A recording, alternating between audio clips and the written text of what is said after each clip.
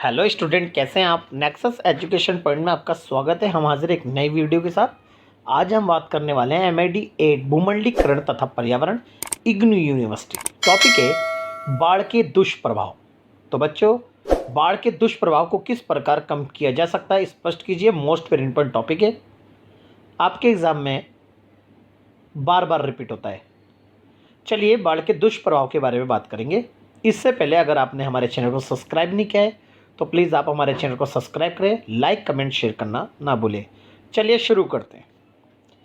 जल जिंदगी की ज़रूरत है, परंतु इसकी अधिकता या कमी मानव के लिए परेशानी पैदा कर देती है। तो आपको बच्चों पता ही है कि जल जो होता है मानवीय जीवन के लिए बहुत ज़रूरी है। बिना जल के ज़िंदगी की नहीं है। अगर जल अधिक है तो बाढ़ जैसी परेशानियां, और जबकि अगर जल कम है तो सूखे जैसी और कृषि उत्पादकता में कमी जैसी समस्याएं उत्पन्न हो जाती है।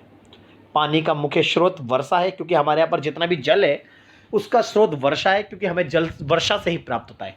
यदि वर्षा कम हो तो पानी की कमी या सूखे का कारण बनती है, और अत्यधिक वर्षा बाढ़ के रूप में अपने साथ सब बहा ले जाती है, जिससे फसलों को भी और जो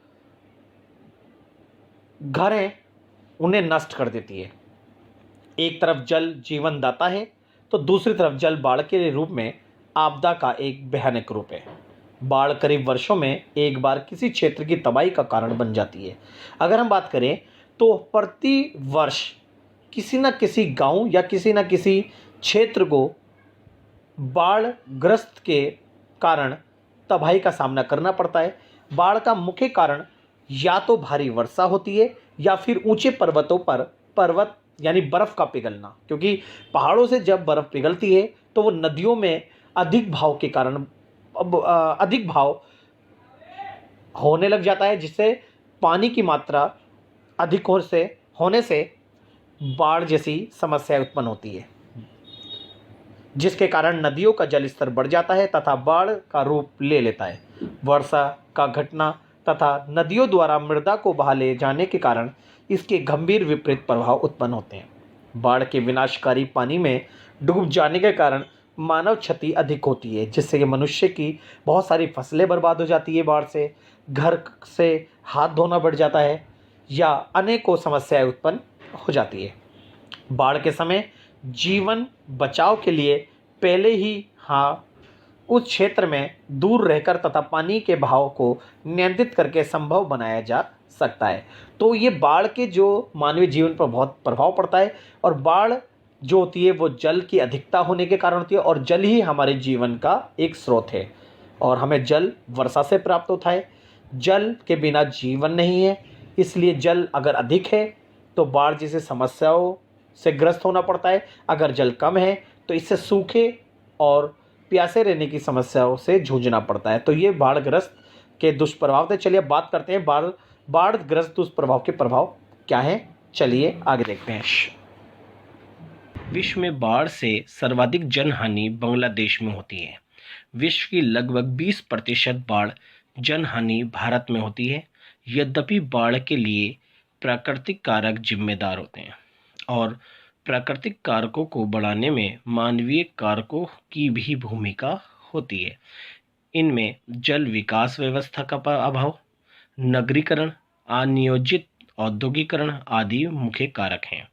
तो बाढ़ के दुष्प्रभावों को कम करने के उपाय क्या है, देखिए। जैसे कि अगर आपको बाढ़ों को रोकना है और उसके दुष्प्रभावों को रोकना है तो वन क्षेत्र व वनस्पति घनत्व को बढ़ाना चाहिए। तो वन क्षेत्र और वनस्पति की मात्रा अधिक करनी चाहिए और चारों तरफ वनों को लगाना चाहिए। दूसरा, राष्ट्रीय बाढ़ आयोग का गठन करना। जैसे कि भारत में राष्ट्रीय बाढ़ आयोग 1954 में इसका गठन किया गया था, और राष्ट्रीय बाढ़ आयोग का काम केवल जो नदियों से आने वाली बाढ़ है उसके लिए नई नई नीतियां बनाना और बाढ़ से बचाए मतलब लोगों को बाढ़ से बचाना और लोगों को बाढ़ आने से पूर्व सुरक्षित जगहों पर पहुंचाना, और बाढ़ के समय संकट अगर आता है खाने पीने का तो उसको खाने पीने की व्यवस्था करना लोगों की।